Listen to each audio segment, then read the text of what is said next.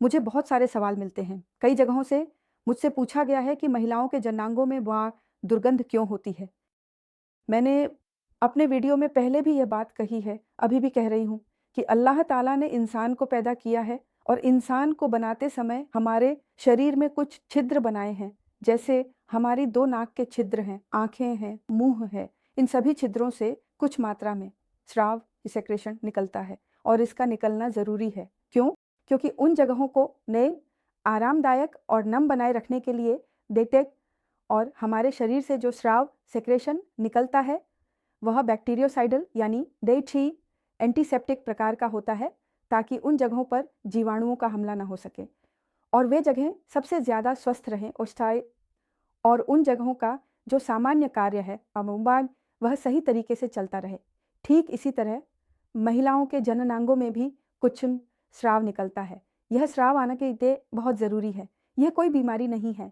बहुत लोग इस स्राव को लेकर हमारे क्लिनिक में बहुत परेशान होकर आते हैं, क्यों स्राव आ रहा है?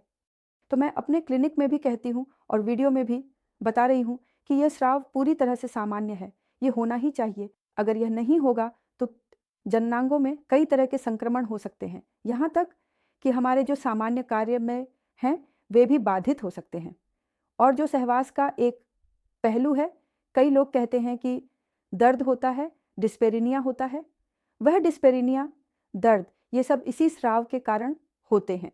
जब ये स्राव असामान्य हो जाता है या इसकी मात्रा कम हो जाती है, तभी ये समस्याएं सामने आती हैं। अब आइए, जो मुख्य सवाल था कि बदबू क्यों आती है, तो बदबू 2 तरह से हो सकती है अगर हम सोचें। एक है सामान्य और दूसरा है असामान्य।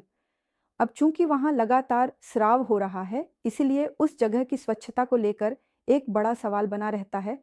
जैसे अगर कोई साफ सुथरा नहीं रहता, या अगर मैं इस तरह सोचूं, अगर कोई ऐसी लड़की है जिसे बहुत लंबे समय तक बाहर काम करना पड़ता है, मतलब सुबह घर से निकलकर रात को घर लौटती है, तो यह जो लंबा समय 12 घंटे 16 घंटे वह एक ही कपड़े में रहती है, यह जो सिस्टम है यह भी उसके शरीर के लिए अच्छा नहीं है। क्योंकि वह जो अंडरगारमेंट्स इस्तेमाल कर रही है, वह बार बार शायद टॉयलेट जा रही है। उस टॉयलेट आने जाने के दौरान अंडरगारमेंट्स भी कुछ ना कुछ स्राव से भीग जाता है या सेक्टी। तो जब भीग जाता है तो उस जगह पर चूंकि हवा कम पहुंचती है, वेंटिलेशन कम होता है, वह जो वातावरण है वह नम रहता है और यह वातावरण जीवाणुओं के लिए बहुत पसंदीदा होता है। तो वहाँ बहुत आसानी से संक्रमण हो सकता है। जब भी वहाँ संक्रमण होता है तब स्राव की मात्रा और भी बढ़ जाती है। शायद उसका जो कैरेक्टर है, जो गुण है, वह भी थोड़ा बदल जाता है। सामान्यतः स्राव पानी जैसा होता है, कैकेला, लेकिन जब वहाँ कोई संक्रमण होता है तो उसका रंग थोड़ा पीला हो जाता है, तय किन थोड़ा बदल जाता है, तो उसमें थोड़ी बदबू आ जाती है। कोरेते वहाँ थोड़ी खुजली होती है, उरेकेते। इस खुजली के कारण स्राव और बढ़ता है, और स्राव बढ़ने से वहाँ बदबू भी और बढ़ जाती है। जो कि सामान्य स्थिति है, ये कोई बीमारी नहीं है। ओडीज ये केवल उस वातावरण के कारण होता है जब लंबे समय तक कपड़े नहीं बदले जाते, या काम का जो माहौल है, जैसे बहुत देर तक खड़े रहना या बैठे रहना, उसके कारण जो स्थिति बनती है, और शायद नियमित रूप से सफाई नहीं होती, उसके कारण महिलाओं के जननांगों में बदबू हो सकती है। तो इसका मतलब है, रोकथाम का तरीका क्या है?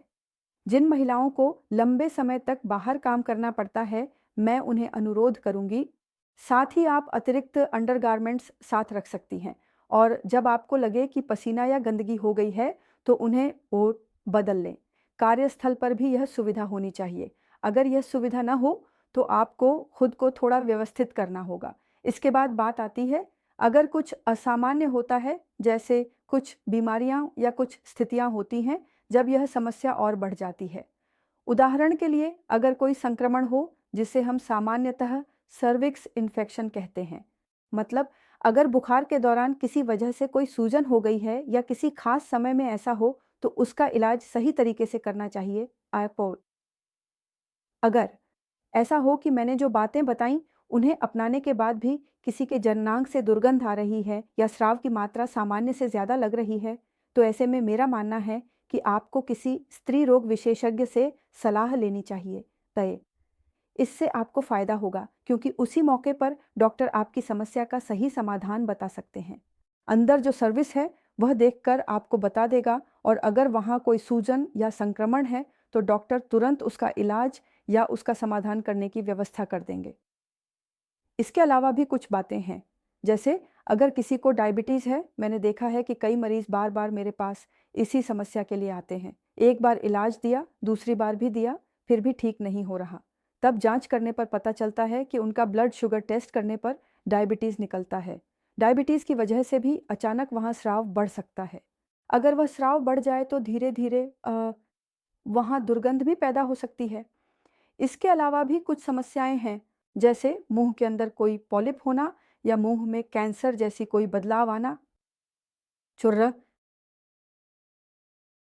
अपहर्य, अप्रवा, चुलिक रसरल्ल, अप्रुकुल ररर,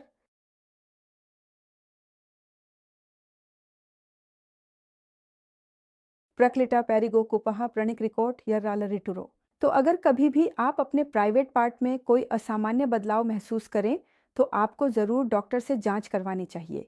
यह ज़रूरी है क्योंकि जब भी आपको लगे कि कुछ असामान्य हो रहा है, जैसे कोई घाव, जलन या खुजली हो रही हो, तो उस प्राइवेट हिस्से को नज़रअंदाज न करें।